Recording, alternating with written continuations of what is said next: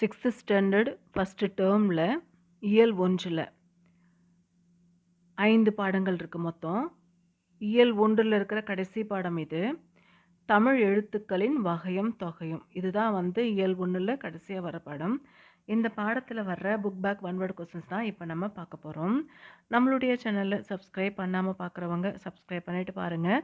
பக்கத்தில் இருக்கிற பெல் ஐக்கானை கிளிக் பண்ணிக்கோங்க. அப்போ தான் அடுத்தடுத்து புது வீடியோஸ் உங்களுக்கு நோட்டிஃபிகேஷனில் வரும். கொடுக்கப்பட்டுள்ள மாத்திரை அளவுக்கேற்ப சொற்களை எழுதுகன்னு கேட்டிருக்காங்க. கேள்வி 1, உயிரெழுத்தில் தொடங்கும் 2 மாத்திரை அளவுள்ள சொல் எதுன்னு கேட்டிருக்காங்க. இதில் 2 மாத்திரை அளவுள்ள சொல், அது எழுதினாலும் 2 மாத்திரை தான், இது எழுதினாலும் 2 மாத்திரை தான். கேள்வி 2, 2 மாத்திரை அளவுள்ள ஓரெழுத்து சொல் எது அப்படின்னு பார்க்கும்பொழுது கோ. கோன்னா அரசன். ஏன்னா கோ நீட்டி வருது இல்லையா, அதனால் அது 2 மாத்திரை. கேள்வி 3, ஆயுத எழுத்து இடம்பெறும் 2½ மாத்திரை அளவுள்ள சொல் எது அப்படின்னு பார்க்கும்பொழுது அஃது, இஃது, இது எல்லாமே 2½ மாத்திரை தான்.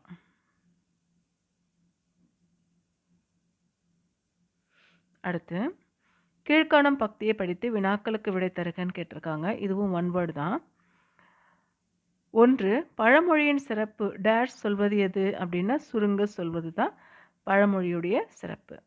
கேள்வி 2, நோயற்ற வாழ்வை தருவது எது அப்படின்னு பார்க்கும்பொழுது சுத்தம் தான் நோயற்ற வாழ்வை கொடுக்கும். கேள்வி 3, உடல் நலமே டேஷ் அடிப்படை. உடல் நலமே உழைப்புக்கு அடிப்படை. 3க்கான பதில் உழைப்புக்கு. கேள்வி 4, உழைத்து தேடிய பொருளால் நாம் பெறுவன யாவை?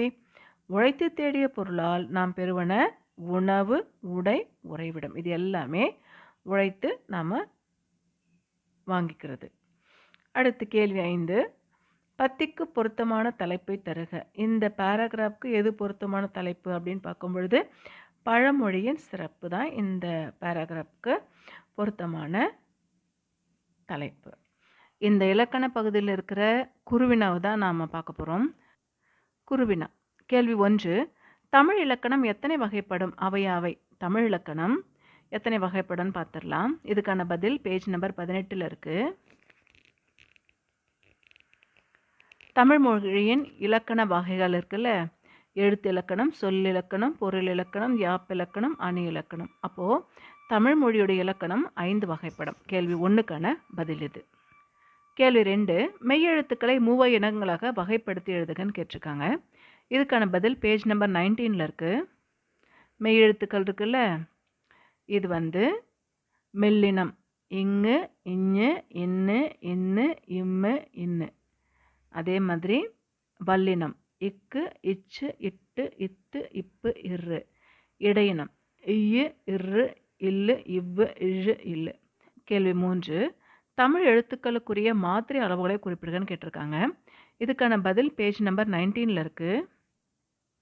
மெய்யெழுத்துக்களில் ஒலிக்கும் கால அளவு அரை மாத்திரை. இதுதான் 3வது கேள்விக்கான பதில். இந்த பாடத்தில் குருவினா மட்டும்தான் கொடுத்துருக்காங்க. 3 குருவினா, அதை இப்போ பார்த்துட்டோம்.